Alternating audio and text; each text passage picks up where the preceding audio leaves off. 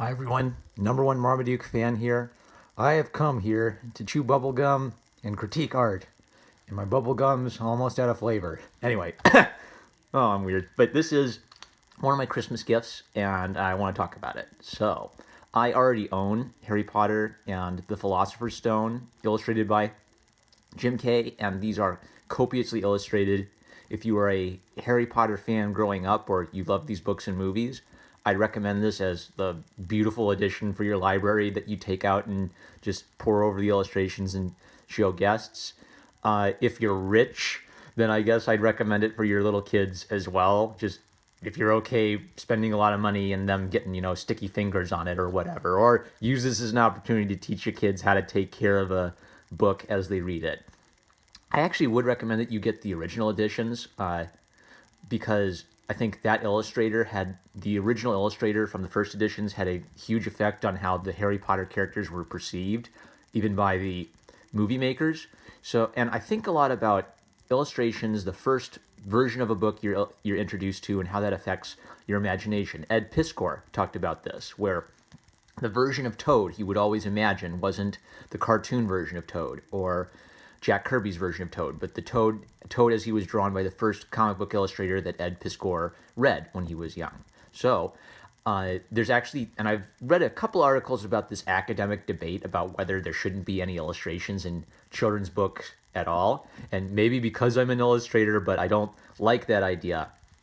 There are books where I know, for example, Charles Dickens wanted his books illustrated. He guided his illustrator to capture what he wanted for his books. So in a case like a Charles Dickens, where the author worked with an artist, it's actually a disservice to the author to take out illustrations from his book that he wanted with his book. You're kind of missing something that Charles Dickens wanted you to have if you read Charles Dickens books without the illustrations that they were originally published with. But I think my defense of illustrations would be if the author doesn't describe a character, this gives you a visual cue to know what the character is supposed to look like. For example, when I first read Harry Potter, I didn't know that Lucius Malfoy was supposed to be blind. So I've had this image of Lucius Malfoy as a brunette for years that I've never quite gotten out of my head. And I don't like this. I don't like it when that happens in comic books. I don't like it when it happens in normal books because then my imagination is competing with the text of the work. The illustrator can remove that problem by giving you a little visual cue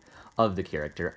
For children who are struggling with reading, I think illustration adds a dimension to the book where they say, I want a book with pictures. It sparks their imagination and it helps them get invested in the book. But I think it is true that for certain children, they might, once they have their imaginations spark, then they don't need an illustrator to do that for them anymore. They're just ready to grow up and read all these books, and their imagination provides it. What I like especially though about that's an academic debate I'm not going to try to get into. What I like especially about illustrations is for a mature reader who has read the book several times or different editions of the book. A new illustrator is essentially a fresh twist on the story, which will prompt a mature reader to maybe reimagine the world of the book or think about how they imagine the world of the book. So I've always had I was part of that generation that was part of Potter Fever, where every year a new book came out, people would line up, and then my sisters and I would actually take turns reading the Potter books, and we so wanted to finish it first that our parents would time it, how long we got to spend with the book, and then we'd have to trade off from that point. So I have nostalgia for this series, but having read it as an adult, I think it still has strengths. They're not perfect books, but I see the influence of Dickens. I see the raw imagination of Rowling's world. And I'm sure everybody's hyped these to you at this point. If you haven't hopped on this series, Austin McConnell is this filmmaker video guy, and he had a really great couple of videos on Harry Potter where I think he nailed the appeal of these books, which is that they're not really fantasy books. They're these solid mystery books with a fantasy world, which adds flavor. But the plot appeal is this great little mystery that builds up and is subtly hinted at. And I think the first books are even better than the later books at having this mystery vibe to them. By the time the later books around, Rowling had created her world, and the conflict with Voldemort moved to center stage and became the key point of all of the last few books. But in the first few books, they were a little bit more fresh, young, and Harry was able to go on these sort of mystery adventures at school. So this illustrator, Jim Kay, opening this up, I'm using some snacks as a, what do you call it, a prop to reduce glare. So Jim Kay is the winner of the Kate Greenaway Medal, and I don't know what that is, so this is just a mental note for me to check that out. Oh, I want to pull off just the whole dust jacket and show that to you. I'll do that last. So Kay not only captures the characters, but also captures the world and little details of the world of Harry Potter. And I think the world of Harry Potter is a big part of why it became such a cultural phenomenon, because there's apparently this whole subgenre called urban fantasy, where the fantasy characters don't live in sort of a Tolkien-esque world with elves and orcs, but they live in the real world, and the vampires and the werewolves are just hidden from view. And to me, that sounds like that's the appeal of Harry Potter. So I don't know if Harry Potter is considered an urban fantasy, but definitely, Harry Potter has popularized an idea of a type of literature. The idea of magical things being hidden in plain sight in our normal, boring, mundane world is now a subgenre of literature, and I'm sure that Harry Potter had an effect on giving people an appetite for that type of book. So here's an example. The actor who portrays Dudley Dursley does a good job, but he's a brunette, and Dudley's described in the book more like this: a pig in the wig or a gorilla with blonde hair. And even the way the hair is drawn kind of reinforces that his hair looks almost like a wig tacked on top of his head. The technique used for the illustrations, so Jim Kay has what I call sort of standard children's book illustration techniques, traditional materials, or if he's using digital materials, I doubt it, but he's imitating traditional materials spot on. But I think he's using a range. I've seen watercolor. My watercolor teacher used to tell me that watercolor is only transparent if you use an opaque paint at all, then it's not watercolor anymore. Now it's gouache. Okay, gouache. So gouache is opaque painting.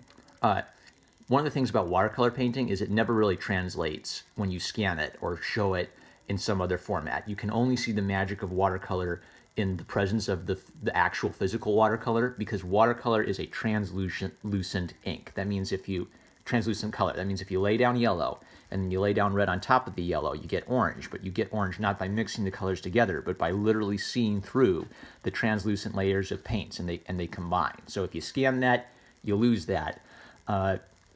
It glimmers, really. Watercolor glimmers when you look at the real thing. So if you use watercolor and scan that and use it in comics, always pump up the chroma a little bit. You still won't get that translucent effect, but you will compensate for how, when in digital form, you lose some of the sparkle or some of the shimmer of watercolor. Anyway, but gouache is different because it's an opaque white on top of a watercolor painting. So you lose that translucent effect and you use opaque color, more like a oil or acrylic painter would than how a watercolor painter would think about things. A watercolor painter thinks about things in very thin layers.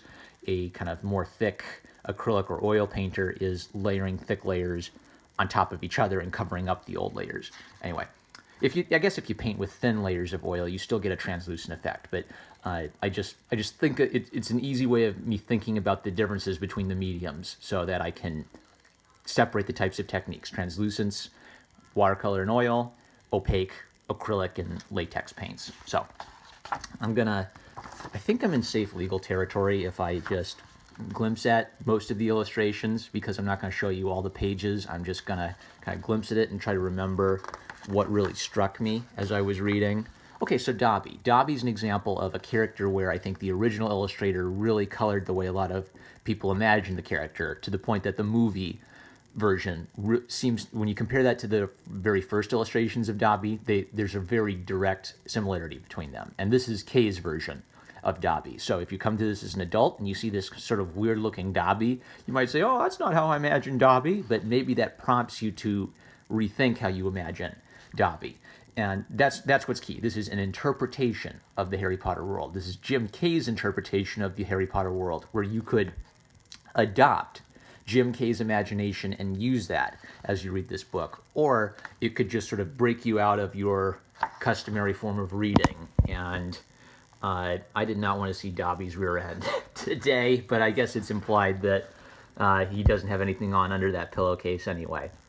Here's another. So I used to imagine I still imagine the gnomes in Ron's garden as when Rowling says they're like potatoes, I imagine a literal giant potato with little dinky, like Kirby hands and feet coming out. But this is more like a little man with just a potato-shaped head. So when an author says something like, the little man looked like a potato, there's a few ways you could take that to mean. It could mean they have little heads and big, dumpy bellies that look like potatoes, right? There are almost as many ways to imagine it as there are people to imagine it. And the pro of an artist is that it can prompt you to start imagining these worlds and imagining these characters more vividly. And the potential con is that you just rely on the artist to do all the thinking for you, and you don't click on your own imagination while reading. But I'm still really digging this whole book. Wow, and there'll be several 2-page spreads that just fill up everything and show an entire scene. Kay has lots of strengths. This is an artist who isn't just limited to drawing faces, but will draw animal life, and will draw objects, and will draw scenery and architecture. So I've said in a few videos before, you might be able to draw a pretty manga face, but can you draw a doorknob that isn't just a cartoon drawn doorknob? Can you draw a tree? Here's watercolor, I think, showing up. So white and yellow were the first layers, dark reds and oranges and browns on top of the yellow. And you paint over all the yellow, and once you paint over the yellow, you can never go back. Once you go black, you can never go back. But Kay just leaves a little bit of a spot there for the sun and a little in the windows. You could probably use something like rubber cement. Rubber cement's the cheap option. You could probably find a professional substitute for rubber cement, but you cover up that spot. You paint over everything, and then you rub away the rubber cement, peel it back. There's your light yellow spot that's been protected by the rubber cement. I really want to find Harry going through the flute at work. So there are moments in this book, because it's a fantasy book, where it's just an abstract moment. What is it like for Harry to teleport through the Floo network when he goes into the fireplace and throws the Floo powder, and he messes up saying Diagon Alley and ends up in Nocturne Alley? Well, I'd never quite imagined it like this, but this is sort of an abstract representation of that, which could shake you up a bit. If the only reference point you have is the movies coming into this book, well, this shakes you up a little and lets you know that, hey, this isn't just a carbon copy of the world of the movie. This is its own world. And always little details to help reinforce things. So the whole scene in Nocturne Alley is Harry in fear of his life, and so everything goes to black on the pages to reinforce that mood.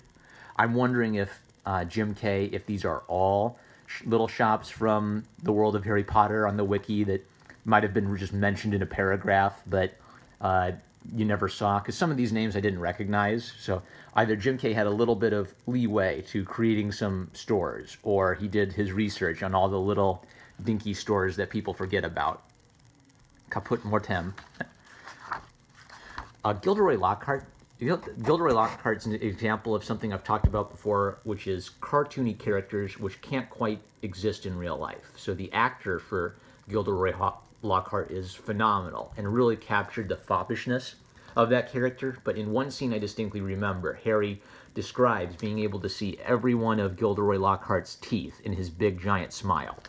Now, that's something that would be a little weird if someone in real life smiled that broadly. They'd almost look a little psychopathic, which is part of the intent of the scene. Gilderoy Lockhart's a bit of a weirdo, but by describing it that way, I think Rowling is clearly influenced by Dickens. She uses sort of Dickens naming conventions of giving people funny names which tell you something about their personality and their character, and because she's influenced by Dickens, I think she's also influenced by Dickens' cartoonishness, how he caricatured people by having, ridiculous people, by having, over-the-top joyful people, by having over-the-top evil people. I believe that Dickens imagined the world when he told his stories in his head. He had the imagination of a cartoonist, which is why he cared so much about illustration. And to read Rowling and read Dickens is to see how that that the worlds and the characters of Charles Dickens went kind of trickling down into J.K. Rowling's brain, and it simmered around, and now came Harry Potter. And this is Jim Kay alluding to Leonardo da Vinci's studies of unborn infants, and because he's an excellent penciler, he can capture sort of the vivaciousness of Da Vinci's line. And Da Vinci probably used red, black, and brown chalk on parchment to make his studies of human anatomy. I don't know if that's exact. It looks like that's what Jim Kay is using. If I were going to imitate Da Vinci's work, I'd use Da Vinci's tool. But I use Conte. Earth tone colored Conte is a great way to get the same look of those old Renaissance drawings. And Kay is not only just paying homage to that Da Vinci drawing, but he's capturing some of the life and energy of Da Vinci there. So that's high praise. And then I think he's doing different things every time. I think he's using different medium for every illustration as he needs to. So watercolor, but also maybe chalk and maybe some digital stuff and ink. He needs to evoke different types of feelings with these illustrations based on the part of the story. And in order to do that, he uses different mediums in order to get the best effects out of them. So watercolor is great for these little ghostly birds, for example, because watercolor is kind of translucent. This one, I bet this is a digital painting. It has some of that look to it. So I just did a review of Sejic's artwork for Aquaman comics, and I have a lot of respect for Sejic, but what I was trying to argue in that video was there was something about the total effect that I wasn't enjoying or wasn't immersing me, even though I admire Sejic. And I think part of that is consistency between the style of illustration and comics. So this is a style of illustration that is painterly, and it looks boss. But would this work in a comic book with a little speech balloon above it? And what I would argue is that those are two very different things which fight with one another. Where a black and white speech balloon looks like a comic book convention, this looks like a painting, and they don't seem to mix well. You can see them together, but your mind quite can't accept them as existing in the same thing. And then what clicked for me when I saw this page is, well, there is something where we've seen painterly illustrations before, and our mind accepts it, and that's children's book illustrations, where we have the text and we have the painterly illustration, and our mind accepts them either because we've seen lots of children's books that do this, or because there's this neat separation of text, picture. And yeah, they're together, but I'm in reading mode, and then I'm in admire art mode. Now, is that a comic book? I don't know if that's a comic book, because we're not using the conventions of comics, but I am an advocate that it is possible for you to tell your comic story with more than just the traditional comic book style of black line art and then solid colors on top. I think that's a good dynamic style for the medium of comics. But if you're going to use a painterly style, think about what you're going to do with thought balloons or speech bubbles or editorial boxes, because you want a total effect that all blends together. And what clicked for me is that, yes, it is possible to do that. So I don't know, Tumblr. She looks kind of Caucasian to me. You're entirely welcome to imagine these characters however you want in your head, because something I remembered is being a little kid and hearing the description of Harry as a knobbly-kneed, skinny boy with glasses and messy hair. I thought, wow, that sounds like me. And it is kind of cool to look at a character and say, wow, they have physical characteristics that I share. But then over time you learn who the character is, and you either love the character or you hate the character. And so I think that what I've tried to say is there's a good point to the representation in comics argument, which is that it's good for all kinds of kids to be able to find characters that they identify with on a physical appearance level, but that's not going to stop a good storyteller from creating a character that anyone can identify with. And having a true, wonderful character is a million times more important than the ethnicity or the gender of the character. And Hermione is a character that you can identify with, either if you are that sort of type A personality, go-getter nerd, or if you just had friends who were that type of personality. So, Tumblr, pick your battles. Pick your battles. Anyway, Moaning Myrtle. And this is I didn't notice this before, so this is Kay's interpretation of Moaning Myrtle. The original illustration, she was a lot more chubby looking and pimply looking. But in this, she's a little bit more ghostly. It's a variation on a theme. I don't know what to describe this style as. It's a very... This could be digital because the colors are so bright, but I see kind of charcoal Conte maybe in the underdrawing. And that's such a bright green, maybe marker or green ink. I don't know. It's... The thing is, because Kay is concerned with immersing you into the world of the story, Kay's using lots of media together for different strengths in order to just create a good picture for you that evokes the emotion of the idea and not just a picture of the thing. So let's see if I can find a good example. So it's Harry Potter in the rain playing Quidditch and bright white lines for rain. The medium looks to me like just painting. That looks like just maybe red oil or acrylic paint to my eye. Maybe some digital effects in that rainbow. So this doesn't look like watercolor where it's very opaque. This looks where it's very translucent. This looks like an opaque painting. So gouache or oils or acrylics. And I guess one of the things I'm thinking about is this composition is kind of Harry really up close and up center. So I don't really know where he is in space. But painting acrylic and oil, because there's this texture to the brush stroke, it can create a lot of movement. And this is a moment where he's flying through the air at high speed. So look at these lines. These brushstroke lines help convey the idea of movement, because when you're moving, everything blends together and gets blurry. It's what manga artists and Western comic artists try to show with action lines and motion lines. And in painting, you can use the texture of a paintbrush to convey a similar thing. Illustration, what would that be? I'm guessing charcoal drawing, based on how dark it is, how rich the blacks are. You could also draw in pencil, and in post, in digital, you could try to recreate that rich dark. But I have a feeling that an artist who is just this solid with their traditional tools is probably smart and knows if you want to get an effective traditional tools, well, you could imitate that with a digital tool, or you could just go get some charcoal, right? What do you want to do? Try to find a $300 brush set in Photoshop to imitate the look of charcoal? Or get some charcoal for $3. Even if you love digital painting and you're really solid at that, that could be your step one, right? Draw the charcoal part to get your charcoal effect, then bring it into Photoshop and do your digital work. I don't remember. It's the Dueling Club, and I think that was the chapter where they started noticing spiders showing up. So without rereading the whole book, I think that was paced well, based on my recollection of reading this a couple years ago. I have no recollection of this. So it's either Kay's imagination going wild, or maybe there's Rowling will always kind of like describe something wonderful going on in the background, and you can your imagination can fill in some of the blanks on that.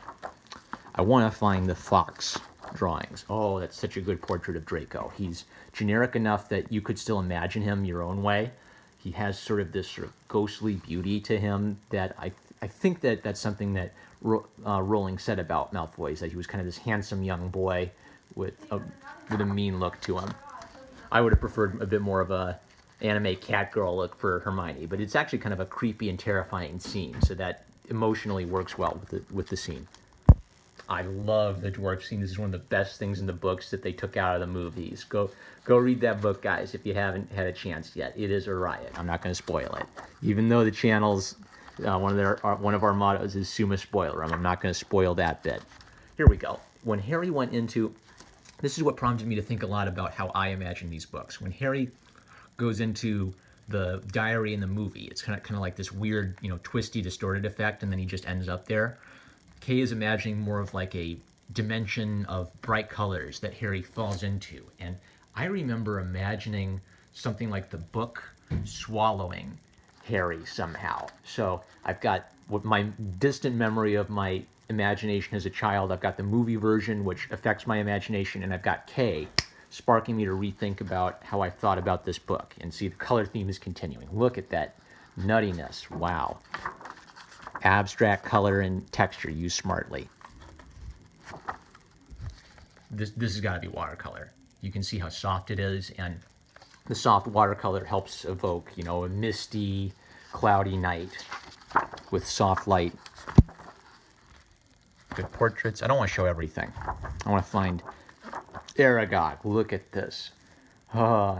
Any arachnophobes out there? I mean, I'm scared of spiders a little, but I love them, and I love that I'm scared of them. It's this primal fear where they are a beautiful animal.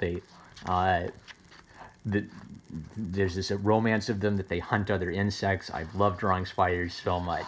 Even I love Spider-Man so much that I will not kill a spider unless it's something I think could kill a human being, like a black widow or maybe a brown recluse. If I think it could kill a human being, then I'll kill it. But otherwise, I'll always release them into the wild because I love Spider-Man and spiders so much. I love spider memes. Oh boy, probably I'm gonna get a bunch of people tweeting those at me now, like Nurkish. Nurkish likes his number 7s, and I like me my spiders. Okay, look at this. Wow. And that's a version of Hogwarts, which doesn't tell you every little detail of Hogwarts. I'm sure they've mapped some of that out for the, universal tours and stuff that people go on. But it gives you an idea of the grandeur of Hogwarts while still letting you and your imagination move around some of the chess pieces a bit.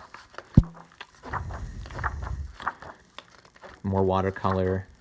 The Chamber of Secrets. So the Chamber of Secrets in the movie is this great big Hollywood set piece with neat statues and everything. I just imagined more of a cold, dank cave. And this is a cold, dank cave, but with this ominous green glow and the massive, a focus on the massive snake skin. I never used to imagine the snake skin that big in my imagination. I used to imagine just a little white thing on the ground, which was a little scary because it implied there was a snake there. But in Kay's imagination, the snake skin itself becomes this foreboding shape that's taking up most of the composition. The basilisk. Yep, once again, black once the basilisk shows up because this is a scary scene and a 2-page spread for, this great climactic moment where Harry's trying to survive the basilisk and Fawkes the Phoenix shows up to help out Harry because he believes in Dumbledore. I love these Phoenix illustrations. So we're getting even male and female. I wonder either Kay was looking carefully at, Rowling's little side books about fantastic creatures. I don't know. She's so busy. I bet she didn't have a hand in this. But then again, maybe she did have a hand in this because Kay's actually making decisions about the way that phoenixes look like in the world of Harry Potter. And this is great. This is the type of thing that, taxonomy? Yeah. Illustrations for taxonomy books would have this kind of detail and it's fantastic. And look at this drawing of a phoenix. Probably real-world references to turkeys or other large birds, peacocks maybe. And wow, you can draw an anime face, okay, but you need to be able to draw everything to tell a story because you have no idea what's going to be in your story. Diversity in Comics has said a comic is like a movie where you have an unlimited budget, but you actually have to be able to draw all the wonderful things in your imagination to make that work, and you can do it. You just need to practice drawing everything. Sword of Gryffindor and the Jim Kay's version of Dobby reappears. I can't quite get that character in my imagination, but I do like seeing a fresh take on the character. All right, now that we've gotten to the end, I want to pull off this dust jacket and just show you the good design that Kay is doing. All right, so most books, they'll have a tiny little picture here so when you see it sideways at a bookstore to grab your eye, but in the whole total effect, it works beautifully in the whole composition. Look, there's even more. It goes all the way off to the end of the dust jacket. There's space for the pull quotes and stuff, but it's not too large a space. It's just large enough to get the words there. Wow. Excellent book, guys. Highest recommend. These are charming, excellent fantasy books that have entered the popular imagination. Look at this. Isn't this just the best anti-glare prop ever? I'm #1 Marmaduke fan. Love you guys. Why don't you like, comment, and subscribe, and I'll catch you later.